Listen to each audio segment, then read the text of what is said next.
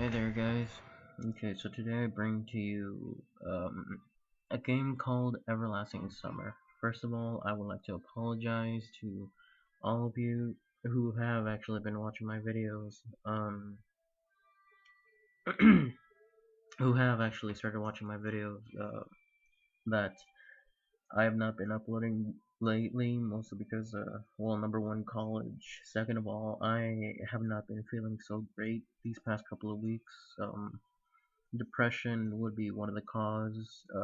Also, that I'm feeling pretty sick at the moment, but um, I thought I'd make it up to you by maybe, uploading at least one video this week or so. So, yeah. So, like, yeah. So, enough of the talking, let's get started.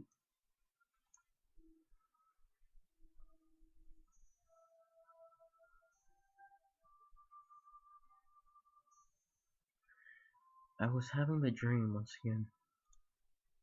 That dream. Same thing every night. But it's all forgotten in the morning, as usual. Maybe it's for the best. Only a glimpse of a memory will remain, of gates half opened as if inviting me somewhere, with two frozen stones, pioneers standing close, and also that strange girl who keeps asking me,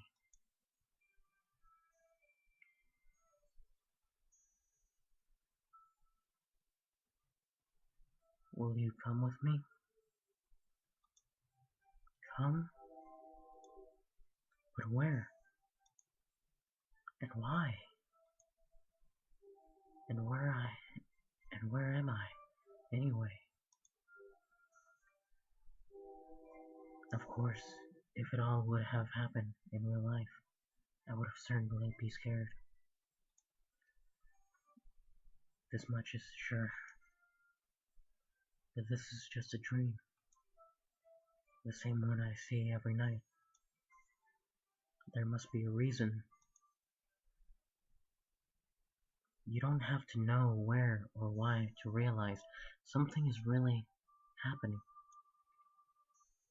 Something desperate for my attention. Since everything that sounds that's since everything that surrounds me here is real as things in my own flats. I could open the gates, hear the hinges creak, brush the crumbling rust away with my hands, inhale the fresh cool air, and shiver from the cold. I could, but to do that, I would need to pick myself up, make a step, move my hand. But this is a dream. I understand that. But what of it? What would change my understanding? Because here it's like on the other side of the crackling screen of an old TV, which struggles to the fight against static noise and strives to show its audience everything without missing a single detail.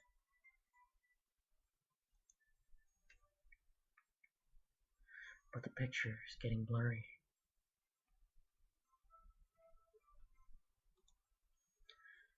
I must be waking up soon.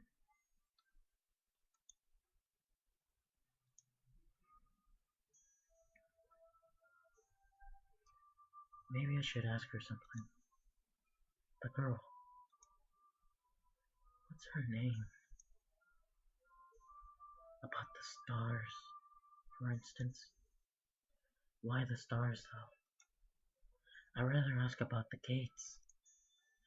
Yes, the gates. She would be so surprised. Or better, why dot over? I was called a title, but dot over J called a subscript dot. Nice letters. As if they don't exist anymore. And still, what do letters? gates and stars have to do with this place? Because if every night I'm having this dream, which will be forgotten soon anyway, I've got to look for answers here and now. And there, if you look carefully, you can see the the Magell the Magellanic Clouds, as if I end up in the southern hemisphere.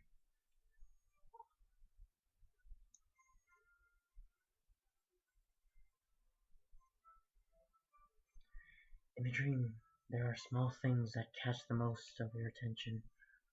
Unnatural colors of grass, impossible curves, and straight lines of and straight lines are your own distorted reflections, while the real danger, which could put an end to everything right then, right here and now, seems a trifle.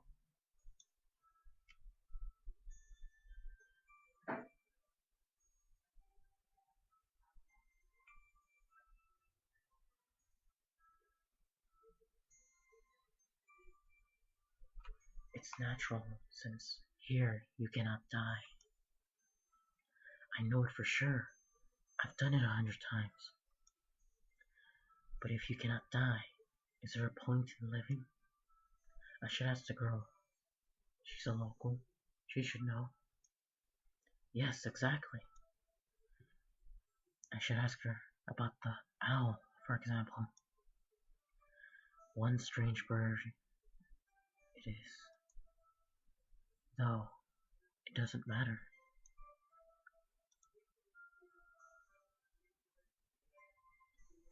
Will you come with me? And every time I have to answer. It's the only way, otherwise the dream will never end, and I will never wake up.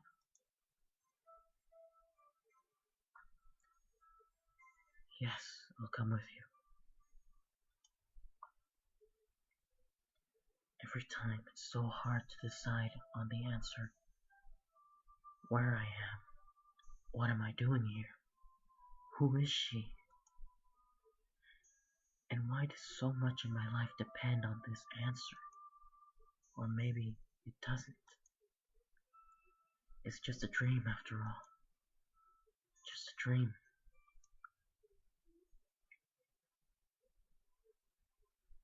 Well, that seems to be a pretty good story right off the bat. I do apologize for not being able to read some of the things. But yeah, we're off to a pretty good start. Wow.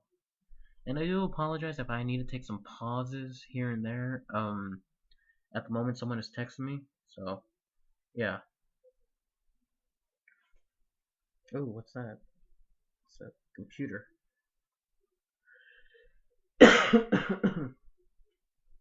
And I apologize if at times I need to cough. Oh, the hell is that?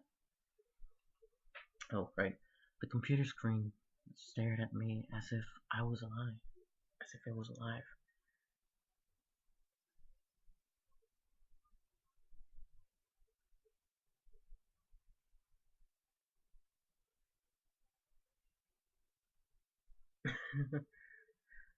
Oh, sorry about that. I was reading a text message. Sometimes it really did seem to me that it was conscious of itself, had its own thoughts and wishes, ambitions, that it had feelings, could love and suffer.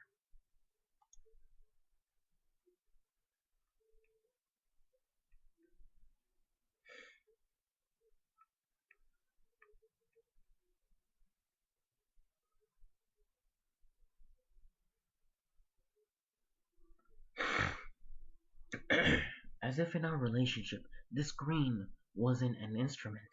It was me, lifeless, piece of plastic and textile. Textile. There's something, there is some truth in that. Probably because a computer provides 90% of my communication with the outside world. Anonymous, ima- anonymous image boards, some chats from time to time, rarely ICQ or Jabber, and forums even more rarely. Wow, I love how much they put into this game. People on either end of the internet cable simply do not exist.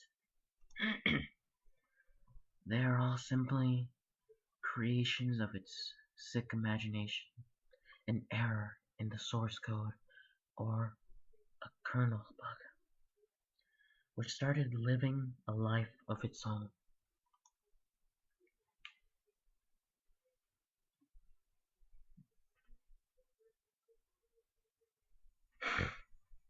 What are we looking at here now? Huh. Oh, it's lamb. Cool.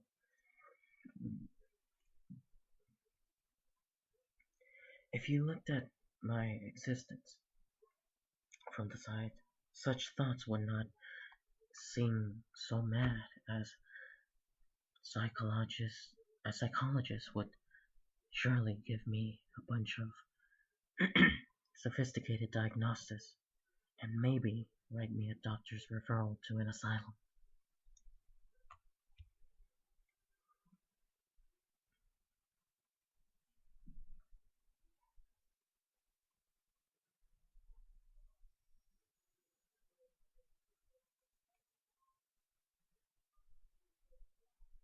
A small apartment with no trace of repair or semblance of order in it, and always the same view out of the window on the gray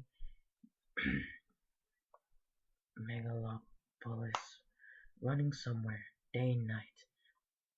Such are the conditions of my life.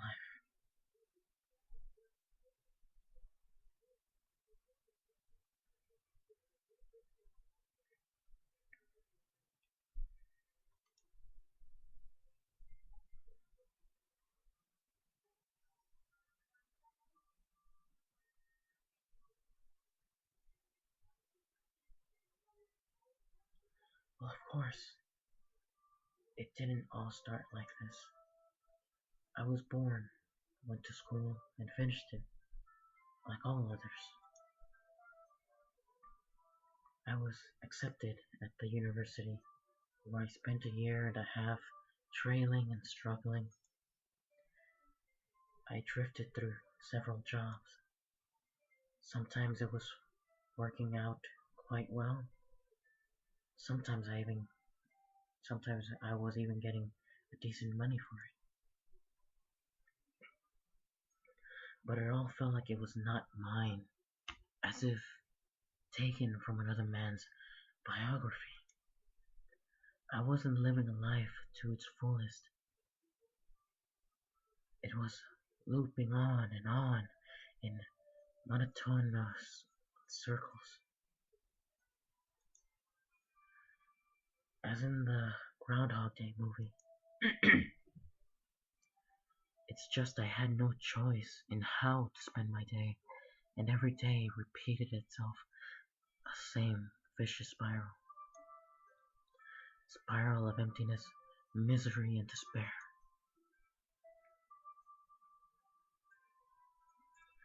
For the last few years, I just sat in the front of the screen all day.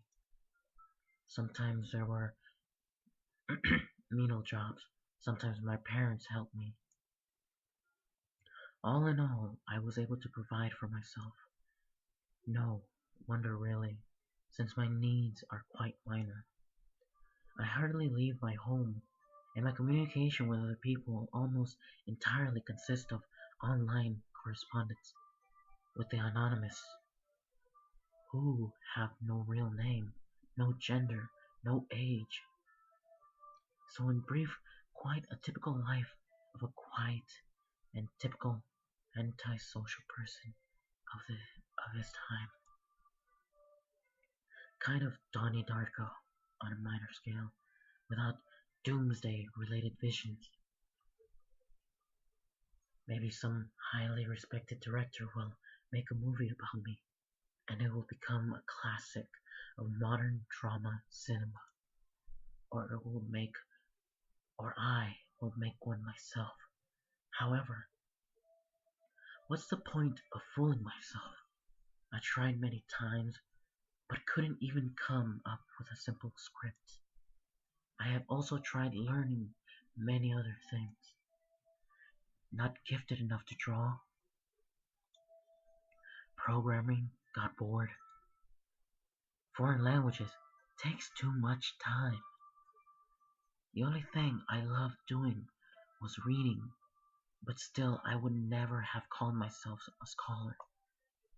Perhaps I was an ace in watching anime and grandmaster of flame internet jokes. If I were to get paid for it, I probably would be a happier person and a richer person too. But I doubt it would fill the hole inside me.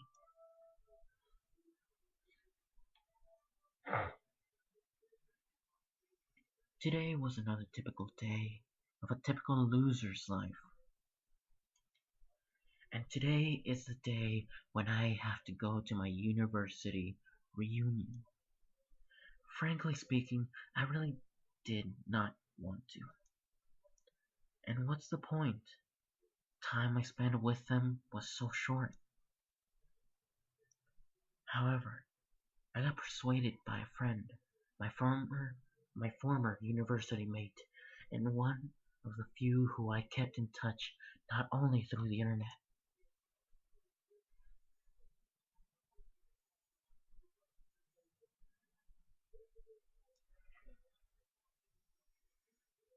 Wow, this characters, it's like wow, being able to read something like this. Now this right here, this is a novel kind of game where you basically need to read. But obviously the storyline, it's like it's really good. That's what I feel about it. I can't wait to read more. Frosty evening, bus stop, waiting. I never liked winter, though hot summer is not my season either. It's just that I see no reason to point out any particular time of the year. It does not matter much what weather it's outside since you spend 24/7 at home. The bus today was running so late that I was about to curse it all and spend the last few hundred rubles for a taxi. Rubles for a taxi. The idea of returning home didn't cross my mind for some reason. As usual, millions of thoughts flew through my mind, but there was not a single useful one to size. Such thought that you could bring to existence, give it a shape, turn it into an idea, and put it into practice. Maybe I could start my own business. But where would I get the money from? Or maybe I could go back to working in an office. No, no way. Maybe I should try freelancing. But what skills do I have? Who needs me after all?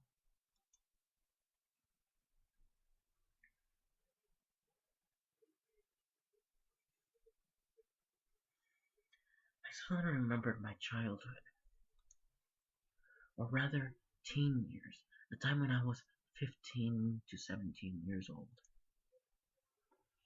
Why exactly those years? No idea. I guess it's because back then everything was much more simple.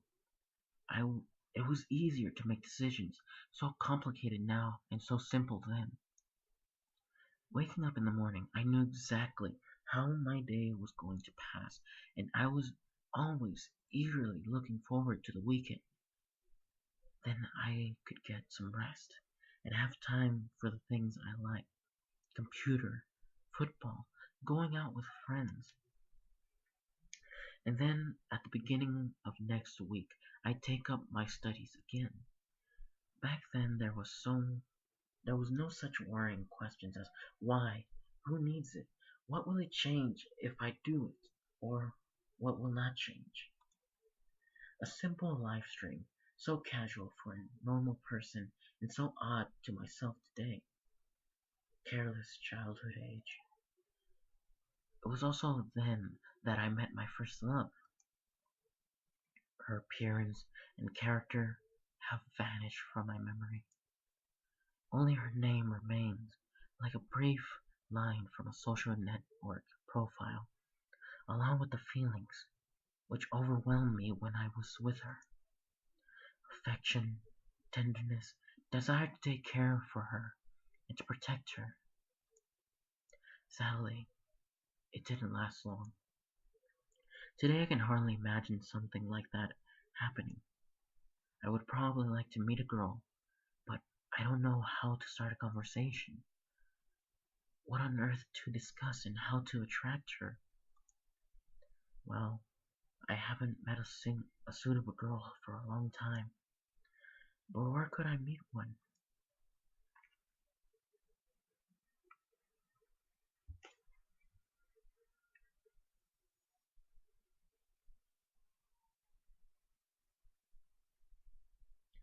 The sound of an engine working brought me back to reality. A bus pulled over. There is something abnormal about it, I thought. And then again, doesn't matter. Only the 410 runs this route.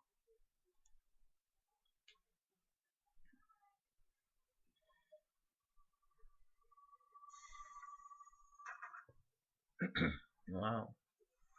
Ooh.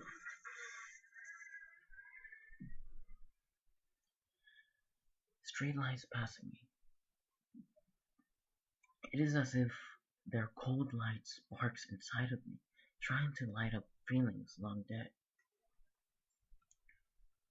Or maybe not sparks, just wakens them, weakens them. Because those feelings, they have been living in me for a long time, quelling down and waking up again. The driver's radio was playing some very familiar tune, but I wasn't listening to it. I was watching the cars passing by through a fogged window. Because people are always rushing somewhere, cashing something they need, stuck in their own little world. Why would they care about mine? They probably have their own serious problems, or maybe they have much easier lives. You don't know for sure since all people are different, or aren't they? Sometimes someone's actions can easily be predicted, but if you try to look inside his soul, you will only see impenetrable darkness. The bus was approaching downtown, and my thoughts were interrupted by the bright city lights. Hundreds of boards, thousands of cars, millions of people. I was watching this slideshow, and somehow I got terribly sleepy. My eyes closed just for a moment, and then,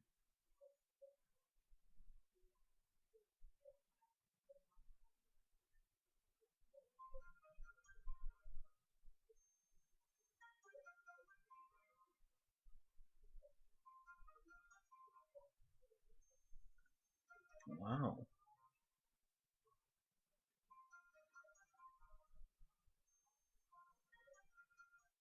Well, by the way that it's starting out right now, I would totally recommend this. If you like to read, you know, if this is the type of thing that you're into, then yeah, go ahead. It's on Steam right now. It's a free to play game, and it's called Everlasting Summer. Oh, hello. Whoa. Yeah, I do not know the name for the names and the writing on there is in Russian. Whoa. But I would still recommend that you check out the check out the game, but um, you would at least have to be 17 or 18 to at least play this. Like, looks, well, you can tell because of this. Oh, okay. Mookie, that's the only one that I can actually read.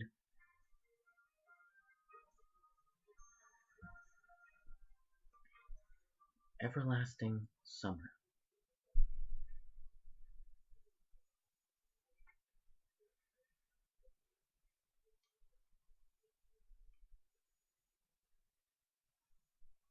Day 1.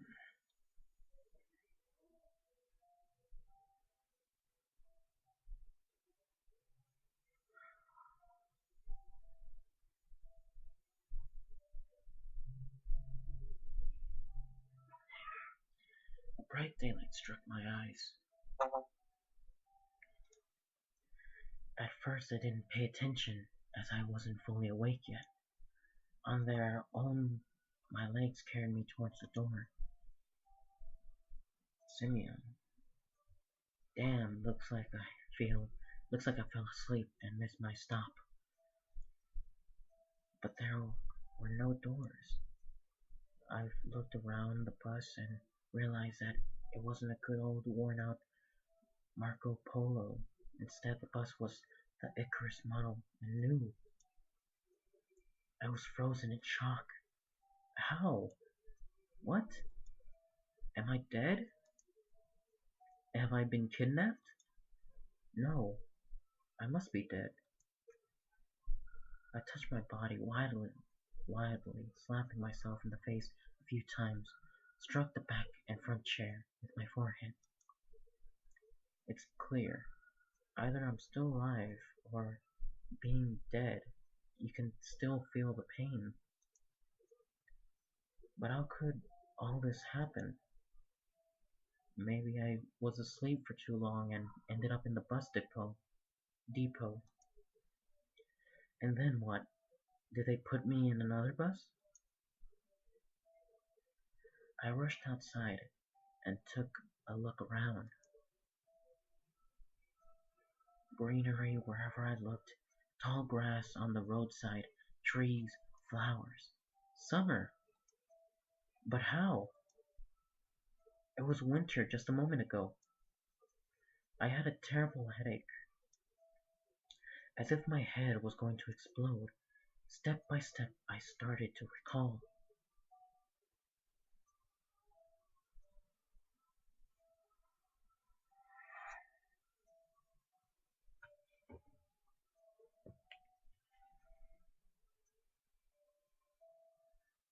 A long road running towards the horizon, forest, plains, fields, lakes, and forests again.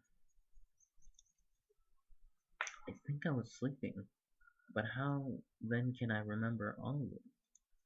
And then, a gap. Some girl leaning over me. She's softly whispering something into my ear. Then a gap again.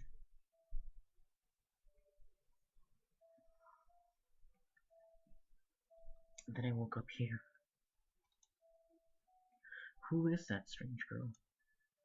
Or was she just a dream? For some reason, thinking about her made me feel better and calmed me down a little. I felt warmth all over, coming from the inside. Could it be her who brought me here? Then I need to find her. And the best way to look for her is to get away from here. I rushed to the left, to the right, then stopped, hesitating where to go, and finally ran in the direction where the bus probably came from.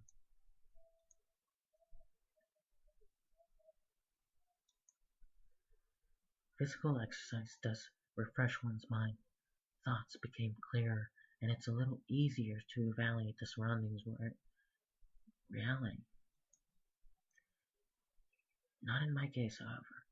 I was sitting on the roadside, wheezing and trying to ease my sore throat by gulping hot air. In any case, the run did its work. The fear withdrew for a while. Maybe I'm really just dreaming. Though after recalling my self-harm, I immediately rejected the idea. Simeon, I am neither dreaming nor dead. A narrow road running through the field and far into the distance. That exact road from my dream. I must be very far away from home, and it is not what it was winter yesterday, and it is complete summer now. It is about the environment. Of course, the summer is usually like that, green and hot, but here everything's not just like in real life. Everything looks like it was taken from a painting of Russian landscapes. Artist of the I do not know how to do that. I think that is I honestly do not know. My apologies. Century. XIX century. That's what I'm gonna call it. The grass is just too lush. The bushes are not like what bushes should be. They are so thick that you can't even see anything through them. Like treetops, honestly. And the trees themselves. The forest was quite far away, but the trees looked as if they had closed their even ranks and were now just waiting for an order to advance into the fields and plains. I caught my breath and looked at the bus, which was now barely visible. That was a good run. Fear took over me once again. And those power lines.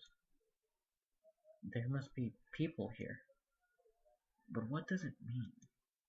In fact, that means nothing at all. Even hell can have power lines. Baking and roasting the sinners in too old fashioned. I must have reached the point of no return after which you should either lose your mind completely or finally try to understand what is going on. And while I have the choice, I should rather pick the second option. I slowly headed back to the bus.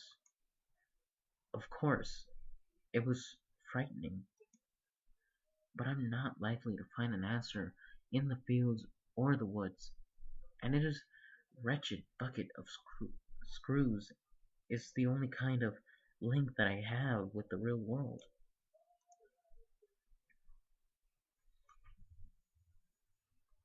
I should carefully scout the area. A brick wall and its gaze crowded, crowded with a Sovietnok signed statue of the pioneers at the sides, and a road sign nearby showing the bus route number 410. The trip's taking a bit too long today, I smirked. A person may start acting inadequately in extreme situations. Something like is probably happening to me. This place didn't look abandoned at all. No rust on the gates, no damage on the walls. Sovionok. What could have a name like that? Judging by the pioneer statues, it could have been a kids' summer camp. Judging by the pioneers, oh, and its camp seems to be working. Of course, the simplest explanation, logically, explains nothing at all. The strange girl, the altered bus, summer, the pioneer camp. Thousands of theories went through my mind instantly, from alien abduction to to lethargic sleep, from hallucination to time and space shift. None was worth None was worse than the other, but there was really no way to pick a single one. Then it all came to me. I can try to make a phone call. I took my cell phone and dialed the first number from my contact list, but instead of signal strength bars, the screen was showing a thick cross. Alright, there may be no signal in such backwards country place, though I cannot be the only one who got here. Buses don't go on their own. I checked the bus from all sides to make sure that it wasn't a hallucination. Bits of dirt on the bottom, some rust here and there, faded out paint and worn out tires. No, this is definitely a very ordinary Icarus. Yeah, exactly the kind of bus which takes you to places beyond your understanding if you carelessly fall asleep. I gave a nervous chuckle.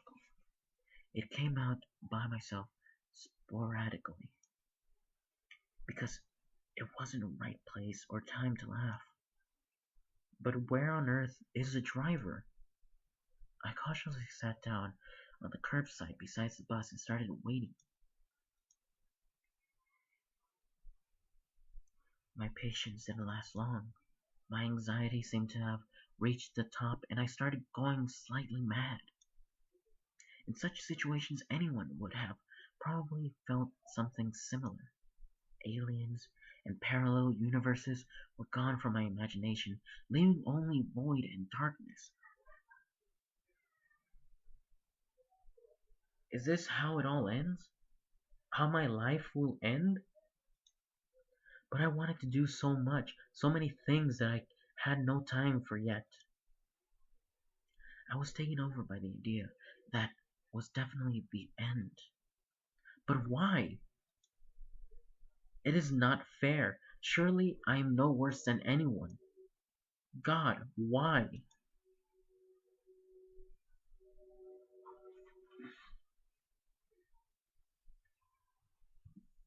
Tears were burning my eyes unbearably.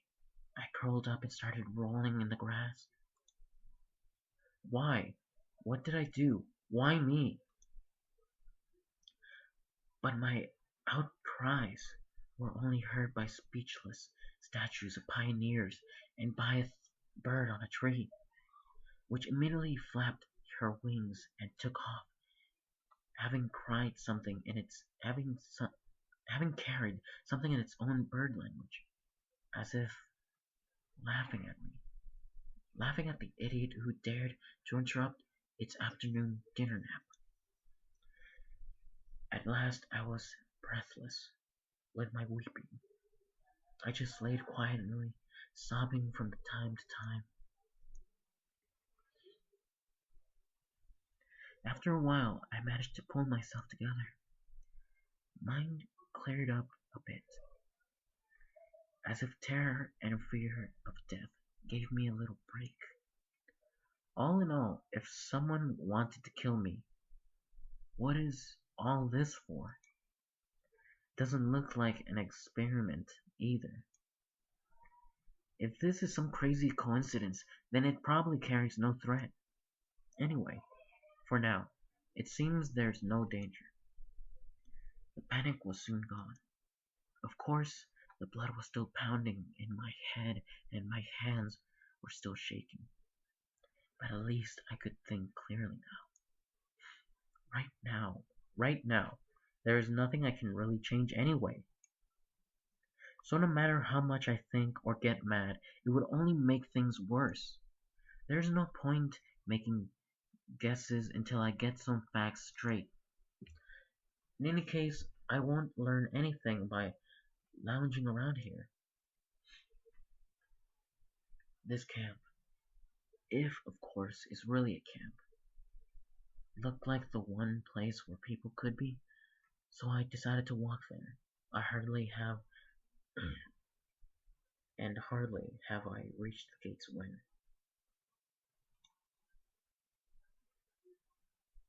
a girl came out from behind me.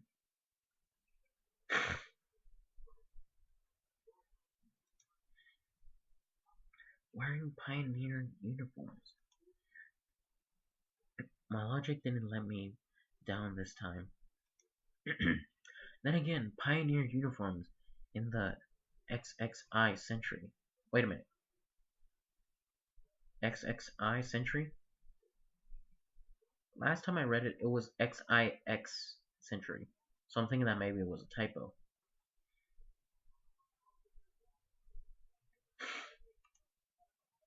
And then again, girls here? I froze, unable to make a step. I felt very much like running away. Running as far away as I could from this place, far from this bus, gates, statues, and far from this bloody bird and its siesta. Just run, free like a wind, faster and faster, waving to the planets passing by and winking to the galaxies. Run, beckoning a pulsar ray and turning into vestigial radiation. Run to the face the unknown. Run no matter where, as long as it's far away from this place. Meanwhile, the girl came closer and smiled. I could not help but notice her beauty, and even though I was trembling with fear, human instincts work despite of consciousness, and while only 5% of the brain is responsible for cognitive processes, the remaining 95% are always busy sustaining life, and in particular ensuring stable functions of the hormonal system. I desperately wanted to get less complicated and stop thinking in formal quotes from the encyclopedia, though my thoughts appeared one by one being stupid out of place, as if taken from an internal monologue of a hero of some junky software crime fiction book. Pretty Slavic face, long braids looking like two armfuls of fresh hay, the blue eyes in which you could drown. Pioneer Girl. Hi, you must have just arrived. Reply. Yeah. Alright then, welcome. She smiled broadly. Strange. It looked as if I had just a normal girl in front of me. Bah, I shouldn't have returned here. The woods and fields seem better. But what shall I do next? Try to speak with her as if she was a human, or run away, or whatever? The blood was pumping unbearably in my head, tearing it apart from the inside. A little bit more, and the poor pioneer girl would be splattered with the hideous contents of my skull. What's funny about that? The girl gazed over me. I sent shivers down my spine, and my knees started to tremble. Nothing. Great then. Great. What was great about that? Suddenly I felt like it all beat. The bus behind me, the winter yesterday and the summer today. Take off this itchy pulver and just believe that it all was real. That it all was meant to be, and that it all, at last, was for the better. And you must probably know. You should go to the camp leader. She'll tell you everything. Look, you go straight ahead to the square, then turn left, and you'll see small cabins. She pointed to the gates, as if I knew what was behind them. Well, I can ask someone where Olga Dmitrievna's cabin is. Dmitrievna's father's name. In case of Dimitri. Ah, person's father's name. Alright. I got it? Of course I don't. And I got to go. The girl waved her hand at me and disappeared behind the gates. It seemed as if for her I was something ordinary. And all this show with the bus and the travels of in waking or sleeping were troubling only me, while here everything was just like it was supposed to be. Camp leader, pioneer uniform. Are they making a historical reconstruction here? I hope I wouldn't find Lenin standing on top of an armored car at this square, but even that would not surprise me right now.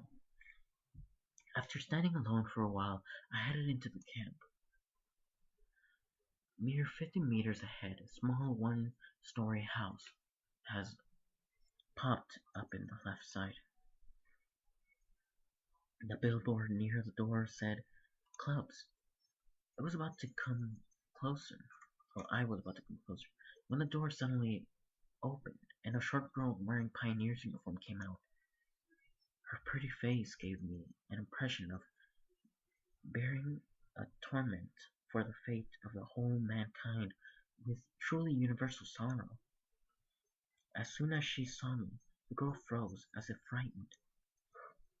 I froze too, considering what was the best to do, to approach first or wait until she shows some initiative, or maybe run away after all. Although this last option was constantly suggested only by my self-prevention instinct, at least that's what I'd like to believe. Not the worst human instinct, but one far from being the most logical. If this instinct played poker against deductive abilities, the result would be predetermined. And those deductive abilities, or at least their semblance, were hinting me that there was no need to be afraid of this girl. Suddenly someone jumped out nearby bushes. A girl wearing a bright red t-shirt with USSR written on it. Such exact reproduction of the age. She looked quite short from the distance and was probably younger than both Pioneers girls. At the gates, this girl at the door of the clubs.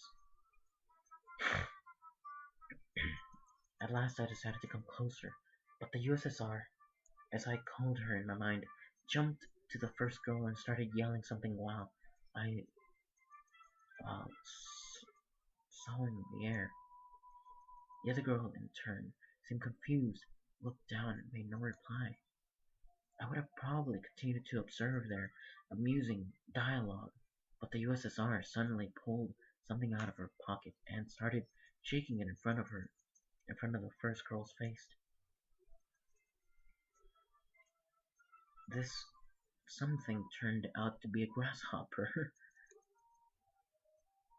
I'm not gonna do that. Alright, fine. You happy? Squealed the first girl.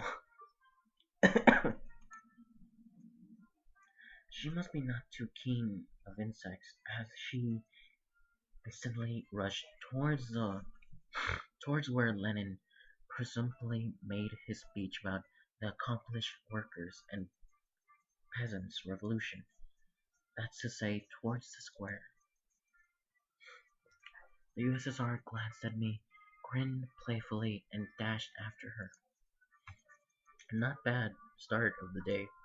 I have absolutely no clue where I am besides that there are some kids here, role-playing pioneers.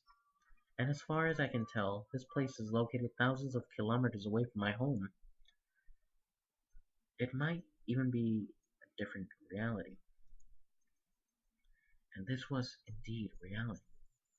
I mean, everything around me seemed so real, if a little embellished, that I was starting to fall into thinking that, in fact, my previous life could have been just a dream. And what should I do now?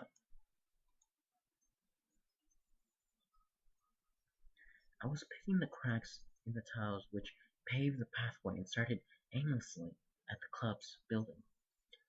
Just a few more seconds before I have to come up with some decisions. That's when I recalled myself, rolling on the grass, weeping. I cringed in disgust. Perhaps it's another instinct. When all energy for whimpering and self-pity is used up, the body either goes into hibernation or mobilizes its reserves. Mine seemed to have chosen the second option, because out of the blue I got this determination to figure out what was going on.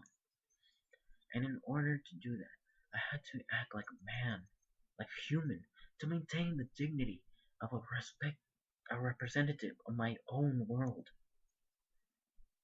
I followed the path to the left and to the right, which stood small cabins, apparently homes of the local pioneers. Actually, they looked quite cozy from the outside. Even though I was born in the Soviet Union, I have never been a part of its children organizations, neither the pioneers nor even the younger October children. I imagined the daily life of a typical pioneer camp, a bit different. Huge barracks with log rows of metal bunks, wake up calls at 6 o'clock, played by a siren, 1 minute to make your bed, then joining formation to the drill square. Or wait, could I be confusing it with something else? I was suddenly hit in the back. I staggered but remained on my feet, turned around and prepared to become an hero on while fighting for my life. For all I found was another girl standing before me. My mouth hung open in surprise. The pioneer girl. Pick your jaw up off the floor. I closed my mouth. Same pioneer uniform, but it looked, let's say, provocative, the way she was wearing it.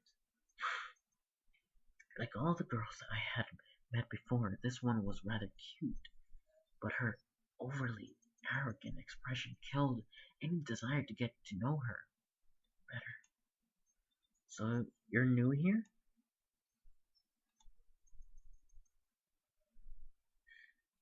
Fine, see ya. She dashed a threat. She dashed a threatening glance at me and walked past. I waited for the pioneer girl to return at the corner.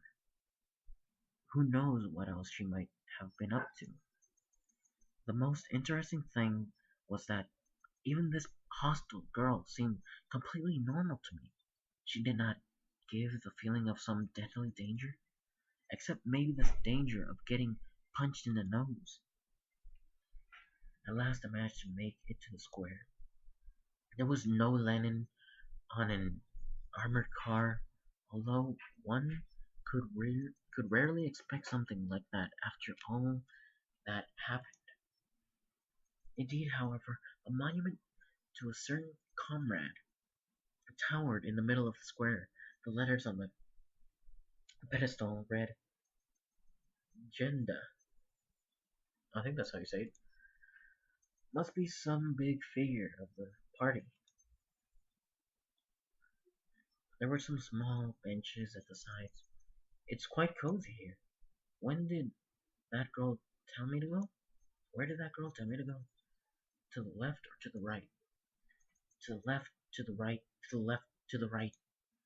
And why am I going there anyway? Ah, right. I've decided to pretend to be normal. So, to the right, through a small grove, I walked to a pier. I must have taken a wrong turn. Oh, wrong way. I turned towards the voice. Wow. The first girl stood before me. I did tell you to turn left from the square. And where have you gone? She changed from her pioneer uniform to a bikini. Oh, I still haven't introduced myself. My name is Slavia. Actually, the full name Slaviana, but everyone calls me Slavia.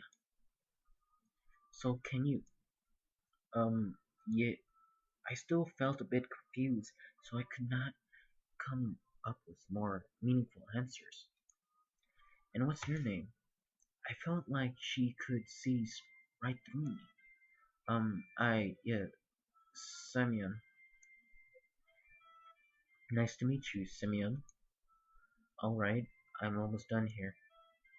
Could you wait here a minute? I'm going to change and we'll go to Olga Dmitrievna together. Agreed? Agreed. She ran off after these words, and I sat on the pier and left my feet hanging into the water. I was wearing heavy winter boots, but in such weather there was nothing wrong in getting my feet wet. Furthermore, I felt cool myself a little. Looking at the water, looking at the river, I was brainstorming and processing everything that had happened. Oops.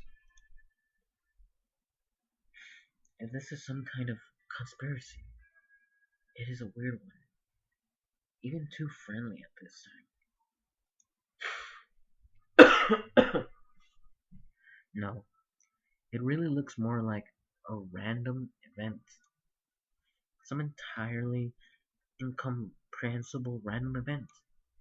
Shall we go? Slavia was standing beside me, dressed in pioneer uniform again. Let's go. I've been here for a very short time, but of all the people I've met, she looks the least suspicious. However, this fact is already suspicious by itself. We walked to the square.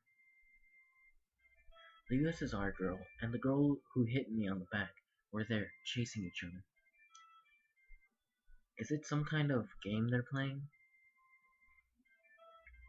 Uliana, enough running. I'll tell everything to Olga Dmitrieva. Aye aye, Captain. So I'm guessing the USSR girl is. I forgot her name. I decided not to question Slavia for a while about what was going on and about the local residents. Better first reach this mysterious Olga Dmitrieva. Sounds like she's the boss here. Oh, so Dmitrieva must be uh, the mother. And her name obviously must be Olga. We were walking past rows of almost identical cabins, some of which look like fat beer barrels, while others look more like household shells. Finally, Slavia stopped in front of a smallish one-story cabin.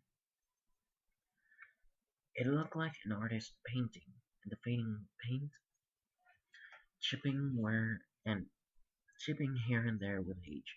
I was sparkling in the sun, and the windows shuttered slightly ajar, were swaying in the wind almost unnoticeably, and huge lilac bushes were growing on the sides.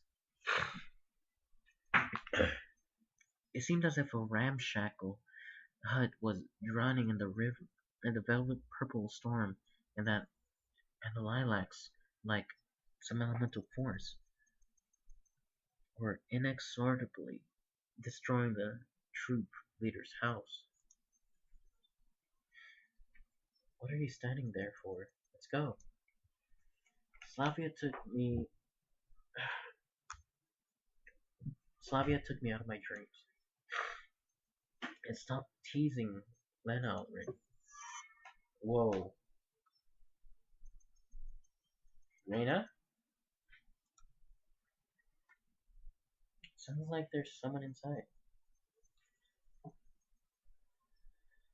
Well, or inside a moment later, the doors will open and Uliana ran out and dashed past the same mischievous girl. Well, mischievous Singren. The pigtail girl went out next. Slaviana, don't get upset about her, Lena. So her name is Lena. Gotta be thankful it's not Reina, at least. But I don't. Oh, but I didn't. She didn't finish her phrase, blushed, and quickly headed towards the square. For some reason, I felt like turning around and following her with my eyes, but Slavia said, "Come." We entered the cabin. Inside it looked something similar to what I was imagining. Two beds, a table, a couple of chairs, a simple cabinet on the floor, a wardrobe.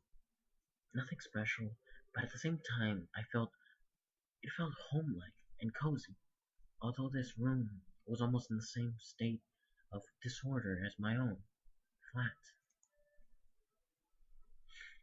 A girl standing near the window appeared to be about 25 years old. The nature obviously gif- the nature obviously gifted her with a pretty face and a good body. At least one thing can keep you happy in this pandemonium. The locals are beautiful. Camp leader, you're finally here. Excellent. Oops. My name is Olga Dmitrieva, and I'm the camp leader. Nice to meet you. I'm Simeon. I decided to talk as if I weren't surprised by anything that was going on. She came closer. We've been waiting for you since the early morning. You've been waiting for me? Yes, of course. And when does the next bus come? 'Cause I. And why do you need it? Yeah, right. Why would I need it? Guess I shouldn't ask direct questions. The people here may react to them quite unlike what I'd prefer, and I doubt I get any answers. No reason, just curious. By the way, where are we exactly? Our mailing address, I mean. I wanted to send a letter to my parents to tell them that I got here all fine. For some reason, I had the desperate idea that if I played along, I would find something out. Oh, but your parents gave a call just half an hour ago. Sent their regards to you. Now that's a surprise. So can I call them? Because I forgot to tell them something before I left. No. Seriously? Just no. No. You can't call your own parents. No. She gave me a sweet and natural smile. Why not? We don't have a phone here. Uh, How could my parents make the call here? I just I just come back from the district central town. It's there that I talk to them. And now that's how it is? And can I somehow get to the town? No. She kept the same smile. Okay. Why not? Because the next bus only comes in a week. I decided not to inquire how the troop leader managed to get there and back. I would get no answers anyway. All this time, Slaviana was standing next to me and seemed to find nothing odd in our conversation. Oh, we need to find a uniform for you. I've got absolutely no desire to put on pioneer shorts or to wear a ridiculous red neckerchief. However, wearing winter clothes in the summer is not a great idea either. Right, thank you. I wonder if I'm the only one here who finds it strange that someone's wearing a coat and winter boots in such heat. Righty, right. I'll be off then, and you can get yourself acquainted with the camp. Don't forget to come to dinner in the evening. Oh, okay. Having said that, she walked out of the cabin. Well, guys, I think I'm gonna have to end it right here. I think I've got enough footage. I think I've gotten more than I wanted to get today. But yeah, If you enjoyed the story so far and enjoy the way that I read it, leave a like, leave a comment, subscribe if you want. I do apologize if I wasn't reading it that well. For one, I am sick. Second of all, I have trouble reading at times. It's my dyslexia. So yeah, I will try to upload a little bit more often, especially with Thanksgiving, um, Thanksgiving break coming along. But I still do have to do some work for my college during the Thanksgiving break, so I will try to upload as much as I can during the break. So yeah, like I said before, leave a comment, leave a like, subscribe if you want, and thank you for your time. Just gonna save the game, empty slot. Why did I save it? Oh, save game. Alright, and then that is it. Bye.